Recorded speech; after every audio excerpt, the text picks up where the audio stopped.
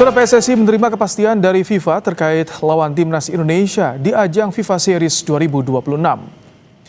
Anggota Exco PSSI Arya Sinulinga memastikan 4 negara akan berpartisipasi dalam FIFA Series 2026. FIFA Series 2026 di Indonesia digelar 27 hingga 30 Maret 2026. Arya menyebut 4 negara, Bulgaria, Saint Kitts and Nevis, Kepulauan Solomon.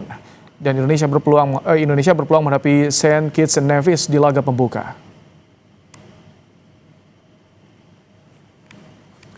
Anggota Exco PSSI Arya Sinulinga menyebut Saint Kitts and Nevis akan jadi lawan awal skuad Garuda. Sepertinya kami akan melawan Saint Kitts and Nevis, lalu Bulgaria bertemu Kepulauan Solomon. Pemenangnya nanti akan bertemu di final. Seperti yang kami kutip dari laman kompas.com.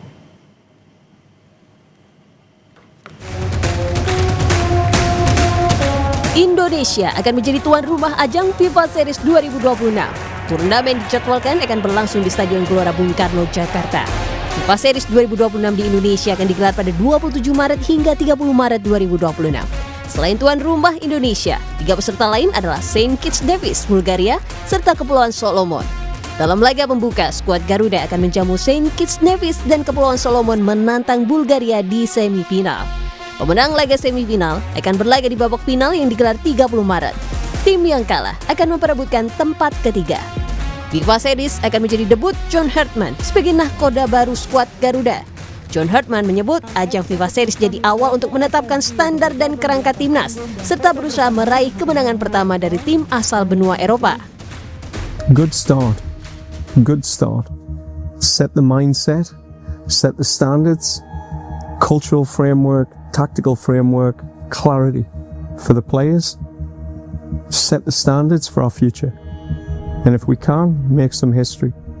Can we be the first team to beat a European opponent? That's the start. Sebagai pertandingan resmi di bawah naungan FIFA, hasil mini turnamen ini bakal berpengaruh pada ranking Indonesia, sekaligus jadi tolak ukur melihat performa John Hartman.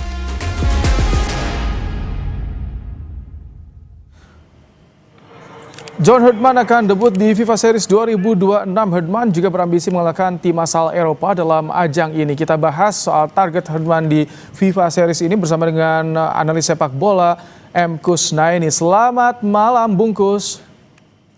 Selamat malam, Ibrahim. Ini jadi ajang debut seorang Hartman, tapi tadi kita lihat bersama ada target, ada misi ambisi yang diselipkan dari Hartman. Bicara soal kerangka nih, Bung. Apa tanggapan Anda soal ini? Iya, saya pikir pertandingan perdana itu memang menjadi penting bagi Hartman karena dia baru sekali ini menangani tim, sehingga kerangka tim yang dia bikin, yang dia bangun untuk pertandingan ini menjadi sangat penting, yang mungkin akan menjadi tolak ukur untuk pertandingan-pertandingan selanjutnya ya, terutama untuk menghadapi event yang lebih serius. Misalnya kejuaraan AFF atau nanti selanjutnya yang lebih berat lagi di Piala Asia 2027. Nah, Hartman saya pikir sudah melakukan hal yang baik dengan melakukan tour untuk menemui pemain-pemain Indonesia untuk melihat perkembangan mereka, sehingga dugaan saya di FIFA Series nanti Hartman mungkin tidak akan banyak melakukan perubahan terhadap kerangka tim, mungkin akan mempertahankan kerangka tim yang sudah dibangun sebelumnya oleh Sintayong dan Patrick Kluivert. Cuma mungkin akan ada sedikit penyempurnaan di beberapa posisi yang mungkin sudah dia lihat melalui perkembangan terakhir dari hasil pemantauan dia. Apakah ini termasuk juga yang disiapkan oleh seorang Hartman untuk ambisinya cetak sejarah menjadi tim pertama yang mengalahkan Eropa, tim dari Eropa? Iya, peluang itu ada karena memang salah satu lawan kita nanti kemungkinan besar adalah Bulgaria ya. Meskipun kita kan juga belum tahu apakah Indonesia bisa melewati Saint Kitts and Nevis di pertandingan pertama. Kalau misalkan kita berhasil kan kita bisa melaju ke final dan mungkin bertemu Bulgaria. Tapi terlepas dari itu saya pikir Hartman menyadari betul bahwa ekspektasi publiknya sangat tinggi kepada dia ya, karena emang benchmark yang sudah dibuat oleh timnas itu kan sudah cukup tinggi, sehingga dia juga menyadari tantangannya cukup berat, ekspektasi publik juga cukup tinggi. Nah, ketika ekspektasi publik tinggi, tantangan berat, ini apakah akan berpengaruh pada nanti kualitas atau standar tim yang dibentuk oleh Hartman? Iya, untungnya seperti yang saya bilang tadi, materi pemain yang akan dia miliki di pertandingan FIFA Series tidak akan banyak berubah ya.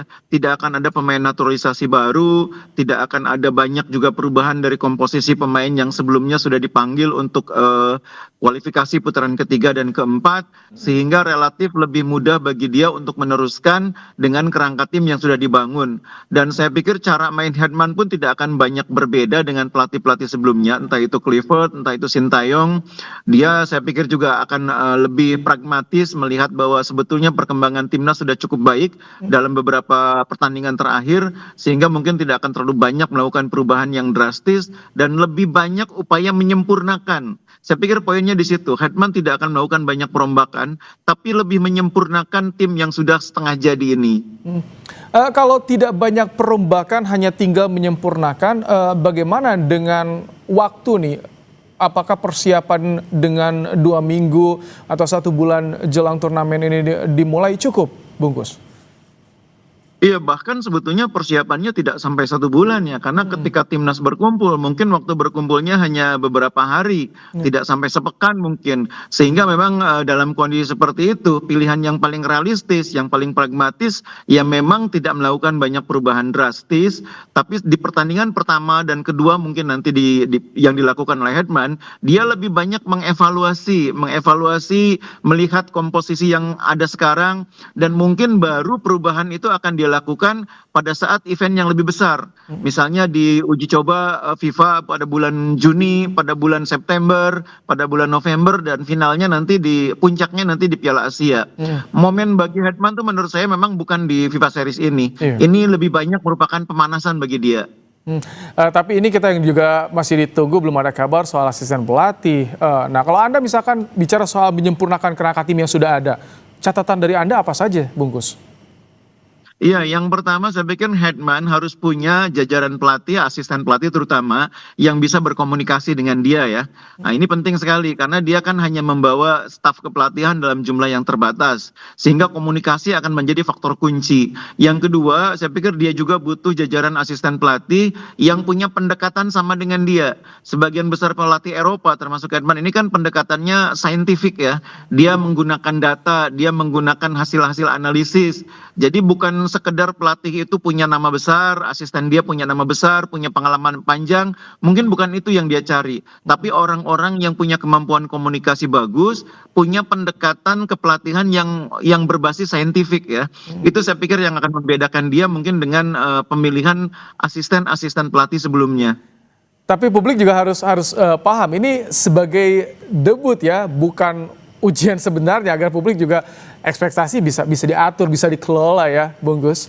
Iya, betul. Jadi tidak bisa kita di pertandingan pertama dan kedua mungkin nanti yang dilakukan oleh Hetman melihat tim kita ini berada di level yang melompat ya. Mungkin akan sulit untuk melakukan seperti itu. Tapi setidaknya kalau Hetman bisa menjaga level performa tim ini sama bagusnya dengan di kualifikasi putaran ketiga dan keempat, itu saja sudah merupakan kredit tersendiri. Karena ini pertandingan-pertandingan pertama yang menurut saya akan menjadi momen bagi Hetman untuk melihat kemampuan sebenarnya.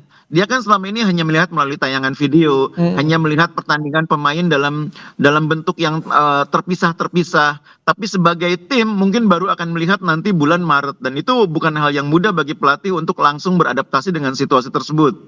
Oke, terima kasih untuk ulasannya Bungkus di program Kompas Malam hari ini.